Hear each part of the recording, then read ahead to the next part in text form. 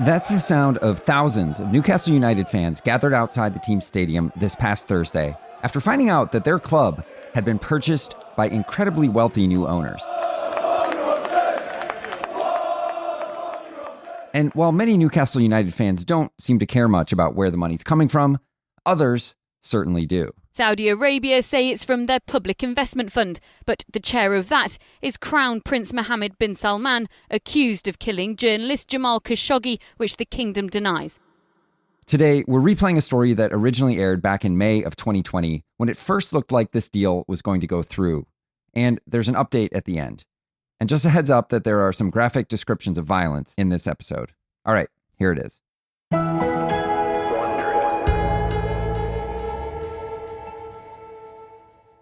2 years ago, Saudi Arabian officials killed a well-known journalist. Khashoggi was attacked, and he died in a most gruesome way. And now the man widely believed to have ordered that killing is in the process of buying Newcastle United. The main player, the Saudi Public Investment Fund, holding 80% of the deal. Today, James Montague, a contributing writer for The Athletic, joins us to discuss the highly polarizing bid to buy one of the Premier League's most beloved teams and one woman's quest to stop it from happening. She's written to the English Premier League, requesting them to reject the deal. And she's also written an open letter to Newcastle United fans saying, don't accept this man at your club. And we'll hear from a Newcastle fan, Gavin Richmond, who's wrestling with what this new ownership would mean. Ethically, morally, yeah, I get it. Saudi Arabia is not the finest example of a country to be running that world, but I feel like Newcastle fans are stuck in the middle of all this. From Wondery and The Athletic, I'm Anders Kelto. It's Monday, October 11th, and this is The Lead. It felt like something great was happening. There was just something about the emotion and that moment. The failures of the past don't matter because we've got this guy. I have never seen anything like that. That's not good news. This isn't a story where you interview the athlete and go home. It stays with you.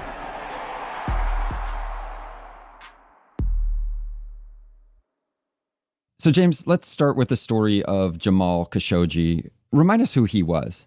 Well, Jamal Khashoggi was one of the most influential figures online in the Middle East. Saudi Arabia is a 100-year-old monarchy, and monarchies don't like change.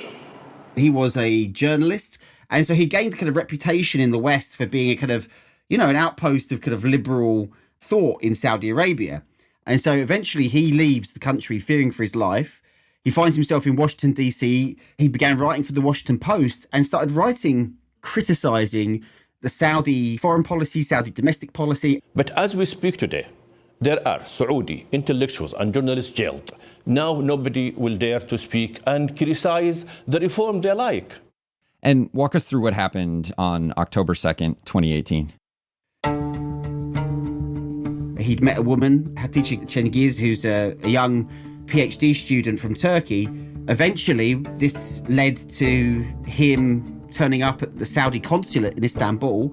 And on the 2nd of October, he was there to get documents, essentially so that he could be married. And so he went into the embassy and Hatice Cengiz was waiting for him outside. Jamal went into the consulate and I was waiting near the door.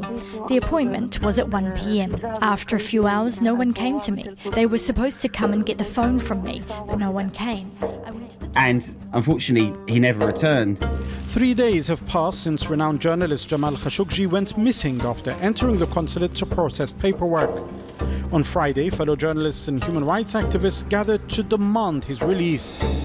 At first, it was complete denial from the Saudis that anything had happened, to the point where there was even video footage released of a man that they claimed was Khashoggi from leaving the consulate.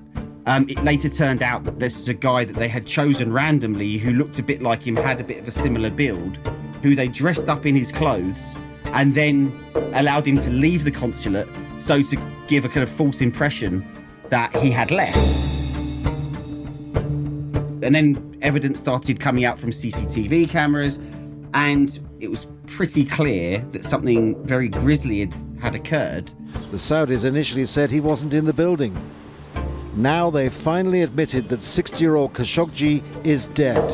When he went into the embassy, within a few minutes he was suffocated, maybe drugged, but certainly murdered and dismembered. The police strongly suspect that his body parts might have been burned in this tandoori oven, according to technical... And it became a story that the Saudis could basically not deny anymore. And so eventually all these roads led to Mohammed bin Salman. And tell us a little more about Mohammed bin Salman, who the world knows as MBS. This isn't the first controversy that he's been wrapped up in. MBS is a very interesting character. He's young, and he very quickly amassed a lot of power by taking charge of the defense sector and also of intelligence. And then, of course, the sovereign wealth instruments, which are hugely important in Saudi Arabia. Many people mistook his youth and vigor for being a reformist. And in many respects, he was a reformist. Women driving for the first time, even boxing. A kingdom trying to rehabilitate its international reputation with sport. But then on the flip side of that is that anybody that has shown any opposition to MBS whatsoever has found themselves jailed, their lives ruined, or in the case of Khashoggi, liquidated. And one of the first things that he did effectively was launch an absolutely catastrophic war in Yemen in tandem with Mohammed bin Zayed, who is the crown prince of the United Arab Emirates. And between them, they effectively bombed, using US and British weapons, as well as other European countries' weapons, Yemen almost indiscriminately. Since the conflict began, analysts estimate more than 91,000 Yemenis have been killed, another 3 million displaced by the fighting, and the country is on the brink of famine, with 24 million people dependent on international food aid. And none of the objectives of the war really were achieved. There's been several other missteps. I mean, MBS effectively jailed a couple of hundred of the richest and most well-connected princes and business people in the kingdom in the Ritz-Carlton in Riyadh, and wouldn't let them go unless they signed over part of their fortune back to the state. Including royal family members, ministers, and businessmen, among them 2 of the Arab world's biggest media moguls. It was hard power being exhibited by MBS. And James, who, if anyone, has been punished for Jamal Khashoggi's death? There were several arrests. There was even a trial. 5 people were sentenced to death. It was all done behind closed doors. And then what happens, Jamal Khashoggi's son, when Eid breaks, he then pardons his father's killers. His son, Salah, said in a tweet that, quote, "We, the sons of martyr Jamal Khashoggi, announced that we pardon those who killed our father." So effectively, no one's going to be paying any price for the murder. So the Crown Prince, MBS, is now connected to an attempted purchase of Newcastle United. What do we know about his role in this takeover? He's a man who controls absolutely everything in Saudi Arabia. He controls the levers of military power, political power, economic power. And he is the chairman of the PIF, the Public Investment Fund. That's something, I think, around $350 billion worth of assets. He has an economic vision called Vision 2030, which is trying to wean Saudi Arabia off of oil because it has become hopelessly addicted to it.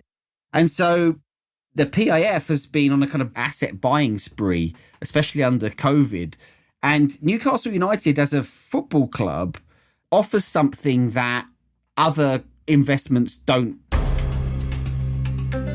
Buying a football club is basically the best advertising you could buy. The English Premier League is probably the biggest advertising hoarding in the world. And by owning a football club, they're very much taking the advice and influence of Manchester City. A small northern underdog football club, soccer club, was transformed into a leading European power. So it was a fantastic advertising exercise, rebranding exercise for the United Arab Emirates, and especially for Abu Dhabi. And it's something that has been almost a foreign policy for Qatar over the past 20 years, who have used sport as a way to sell a different narrative of itself around the world. You know, Middle Eastern Gulf money has been flowing into soccer The phrase sports washing gets used a lot, but I prefer the phrase reputation laundering. Because, a lot of these countries have done pretty bad things, have got pretty bad human rights records, don't really have any democracy, don't really have any freedom of speech. But you're not talking about those. You're talking about Etihad Airways. You're talking about, going on holiday to Dubai instead. And Saudi Arabia has realised it needs to change its reputation. And really, after what happened to Jamal Khashoggi, it is probably the hardest PR job in the world. It sounds crazy, but buying an English Premier League football club is the start of trying to rebrand yourself, give a different story about what kind of country you are, and hopefully try and build a business environment where people would want to invest with you. What is the status of this bid and how likely is it to go through? I would be absolutely shocked if it doesn't go through, because all the parties seem to have agreed on the deal. Now, the English Premier League have something called the Owners and Directors Test, which is meant to look at a prospective owner and say, okay, have you done anything that is so bad that it would mean that you cannot be an owner of an English Premier League football club? The problem is that there is no human rights element to this. Mohammed bin Salman hasn't been found guilty in a court of law, and he's never going to be found guilty of a court of law in Saudi Arabia. It's more likely there are two other elements that might scupper it. One of the things that Saudi Arabia allegedly did was to set up a rival media company to pirate all of Qatar's rights to English Premier League and European Champions League football matches, which is something that a Qatari company called beIN Sport had bought and paid hundreds of millions of pounds for. So, ironically, it's not going to be human rights that might scupper if it did. It's the fact that the bottom line of the Premier League would be affected by piracy. Like I said, I don't think it's going to be stopped, because if it did, it's going to cause a horrendous stink with the government. So I think it will go through, although they're taking a lot longer than many people assume they would. Assuming this does go through, what will that mean for the club, for Newcastle United? Well, immediately, they are one of the richest clubs in the world. You have money, you can attract players, you can attract a higher caliber of coaching. You look at somewhere like Manchester City, which was a team that hadn't really achieved much in the past 30, 40 years. And this money comes in from the United Arab Emirates, from Abu Dhabi, and they win the title. Balotelli! Aguero! Staggering! Just staggering! They also go about redeveloping East Manchester, which is a very downtrodden part of the north of England. And so it has kind of revolutionised the city, revolutionised the club. And Newcastle United fans are going to be looking at that, very similar type of demographic as well, and say, maybe our city can be saved. Maybe our team can now be a world player. And James, you actually interviewed Jamal Khashoggi's fiance, Hatice Cengiz, recently. What did she tell you about MBS and his investors' quest to buy Newcastle? In her words, this sends out a message that all is fine, all is forgiven, and it's not all fine and it's not all forgiven. When I spoke to her, she'd actually sent a message out on Twitter saying that she was really unhappy that this was going ahead. And since then, she's written to the English Premier League, requesting them to reject the deal. And she's also written an open letter to Newcastle United fans saying, don't accept this man at your club. But she's clearly motivated and clearly sees how the power and influence you get from buying a soccer club, how useful it would be to make the world forget about what happened to her fiance. Well, James, thanks so much for your reporting on this. No problem, anytime. Coming up, how a diehard Newcastle fan feels about all of this.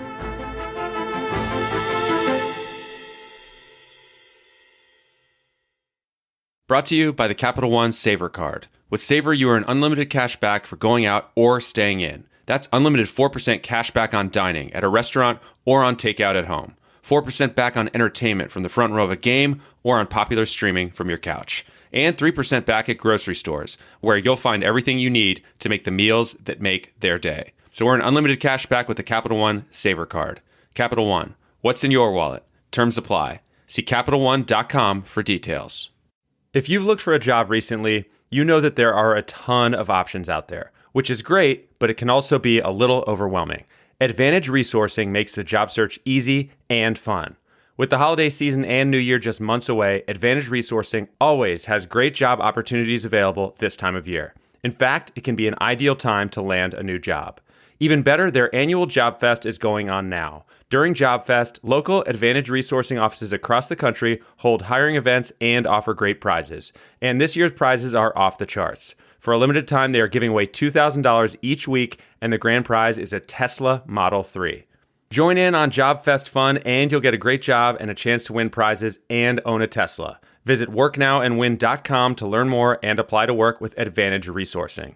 They've got a number of job opportunities right now, including internal positions within the company. One more time, that's worknowandwin.com. As much as I like plain old puzzles, I prefer games that tell a story, like Best Fiends. With Best Fiends, you play through an actual narrative, complete with good guys, the fiends, and the not-so-good guys, the slugs. And there's even character development and backstory. Your fiends start out as little baby versions of their future selves. The more you play, the more fiends join your team, and the more powerful they become, helping you solve increasingly challenging puzzles as you progress through the game. So it's way more than just a puzzle game, even though I do like a good puzzle. And Best Fiends gives me over 5,000 of them, with more levels, events, and challenges added all the time. Download Best Fiends free today on the Apple App Store or Google Play. That's friends without the R. Best Fiends.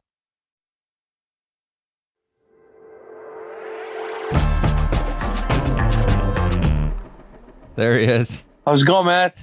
Good, man. How are you? Oh, living the dream. you have a little bit of a glow right now, Gav. Just a little bit.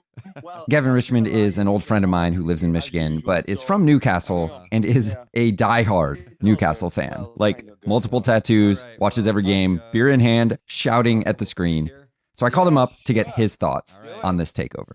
All right, so walk me through the moment that you found out that this had actually happened, that Newcastle United had actually been purchased. Well, I'd heard about like takeover 1,372 that was going to happen, and everybody's like, "It's real, it's in the papers." It's a lot of like renowned journalists in the UK are saying it. I'm like, I don't believe it. Anyway, turns out on Thursday, I'm like, it's happening. Sky Sports for St James's Park. There's thousands of people there. These journalists are saying, yep, the money's gone through. And I still didn't believe it. Still never thought it was going to happen. And then the official announcement came from the Premier League. And I was just blown over. Because honestly, like, I just wanted rid of Ashley. I'm not bothered who buys the club. As long as it wasn't Mike Ashley. We've got 14 years and, ding dong, the Wicked Witch is dead. That was the kind of feeling. So, it kind of came out of nowhere. But needless to say, I'm absolutely ecstatic, and things can only get better. As a lifelong and long-suffering Newcastle fan, like, what have the last 14 years been like for you as a fan? Well, like when Ashley first bought the club, he talked a good game. He bought it off Freddie Shepherd, who was a Newcastle fan. He was a Geordie, and we kind of thought, all right, here we go. So obviously, as a fan, you think, all right, cool, let's get ready for this. Some investment, and when the investment didn't come, and then you having a relegation in 2009, then the reality of it is, oh well, this sucks. Then everybody was just like, there just became a huge sense of apathy towards the club. I've got a lot of friends who used to go to the match fervently, and they don't go anymore. They've got rid of their season ticket. So the 14 years was just such a waste. 2 relegations. I think he's done very well out of us financially. And unfortunately, he's put all that money in his pocket and shafted the fans. But I'm hoping things are going to change a little bit now. Well, Gav, you were on the show last year when it initially looked like this was going to go through. Right. And we talked a little bit about your sense of feeling a bit conflicted about the team being sold, but who it was being sold to maybe being a little uncomfortable. So, curious how you feel about that now. I'm still in the same place. I have been able to do a little bit more research about the PIF, the Public Investment Fund. Obviously, they're an investment fund of the Saudi Arabian government. And yeah, Saudi Arabia, Qatar, Dubai, there's lots of money coming out of there. And none of those places have particularly good human rights records. I'm not condoning what goes on in Saudi Arabia because they've just bought Newcastle, but they've got their fingers in lots of pies, and they've built this portfolio of businesses that they've got. And one thing they were missing was a sports team. and it looks like Newcastle are that sports team. So with regards to Newcastle itself, there's been a huge outcry from human rights activists, and rightly so. You know, like as a fan, as a human being, you don't want your club to be associated with regimes like that. But at the same time, you know, I watch Formula One racing. Aramco, the Saudi Arabian oil company, sponsor them. Mm-hmm. Formula One racing, they race in Dubai. But I think, you know, as a fan, as a supporter, we all want transparency with what this group is going to do with our club, and you know, how the human rights issues are going to be handled in the future. But I'm still torn. You know, like I said earlier, the best thing for me is that Mike Ashley's not owner of Newcastle United. And it just happens to be that we have these extremely rich people who have now Newcastle as part of that investment portfolio.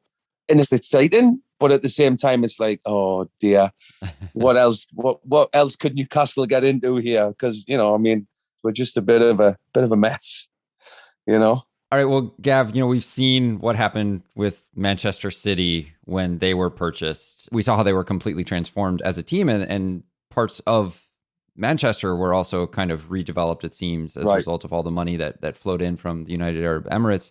So what are your hopes as you look forward now? What are your expectations? Well, I think most importantly, I think for the city of Newcastle and the people of Newcastle, it's a huge boost. You know, geographically, we're as far away from London as you can get, and we're often forgotten about in those political circles. You know, the northeast of England it's a hard working place. Those people are salt of the earth people. They work hard every day to afford enough money to go to the game. And the government, you know, they've, regardless of what government's in, they've never really looked after people in the north.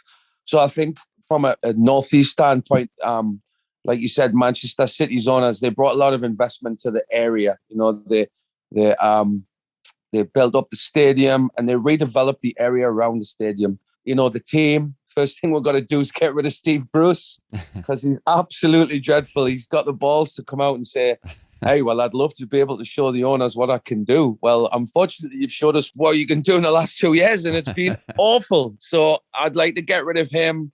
You know, get a well-known person in, Antonio Conte, the Italian, maybe Mancini, Allegri, somebody with some caliber. And then obviously once January comes and we start talking about new players, the club needs a lot. I'm sure it's going to take time. And, you know, Newcastle fans have been super patient. You know, we're not in a hurry to win anything. We want our club back. I think there's lots and lots and lots to look forward to, not just as a Newcastle supporter, but as a Geordie and somebody who is proud to be from Newcastle. And let's get going. Let's sack Bruce. Let's get moving, please. Now, get rid of him. Let's fast forward to like 6 months from now, Gav. Oh. Newcastle has a world-class manager. They brought in all these incredibly talented players. What's it going to be like in your living room there in Michigan on a Saturday morning? Oh my goodness. I don't know, because honestly, I've never experienced success as a Newcastle fan. You know, I've been to some games that we've won, but in my lifetime, we've never won any silverware. Honestly, I don't know, but I'd imagine there'd be a lot of alcohol. It would be really, really loud. There's probably going to be some tears shed if we ever, like, there were 7,000 people at the stadium when the takeover was announced. So can you imagine? I can't imagine. My mind boggles about what would happen if we actually won something. And I'm not expecting it to, honestly. I'm thinking 3, 4, 5 years, you know. But when that day actually happens, yeah, it's going to be mad. It's going to be absolutely bonkers. And it's just going to be incredible. And it's probably going to be another couple of tattoos and a few hangovers. Absolutely. Maybe you'll be here to witness one, Anders. Maybe you might be here. You and your dad might be here to witness it. Well, I certainly hope so, my friend. Yeah, thanks, man. All right, well, cheers to that. And thanks for talking with me today, Gav. Hey, anytime, man. Thank you so much, Anders. I appreciate it. Not long after the Newcastle United takeover was confirmed by the Premier League last week, the fiancé of the late Saudi journalist Jamal Khashoggi did release a statement. The fiancée of Jamal Khashoggi, Khadija Cengiz, said she's horrified the Crown Prince is getting what he wants. She says the Premier League should not cave in. This is a moment to show courage and principle. The kingdom denies any involvement in his death, but there is no doubt the significance of this deal tonight. In the meantime, Newcastle marches forward and will take on Tottenham at home on Sunday and attempt to pick up its first win of the season. From Wondery and The Athletic, I'm Anders Kelto. Thanks for listening. To hear more of The Lead, you can follow us on Amazon Music, Spotify, and Apple Podcasts. Or to listen to us on your Alexa-enabled device, just say, Alexa, play The Lead podcast. There are the people we learn about in history class. And then there are the ones we don't. A vote for Shirley Chisholm is a vote for civil rights. And if anyone can do it, it's Annie Londonderry. My name is Roberto Clemente. It's my story. The great Harry Houdini. Please call me Professor Wu. On Who When Wow, a new Tinkercast original podcast for curious kids and their grown-ups, we'll take you into the lives of history's unsung heroes, heroines, and amazing humans who make us say wow. Who When Wow is available every Wednesday on Apple Podcasts, Amazon Music, or listen ad-free and 1 week early by subscribing to Wondery Plus Kids in Apple Podcasts or Wondery Plus in the Wondery app.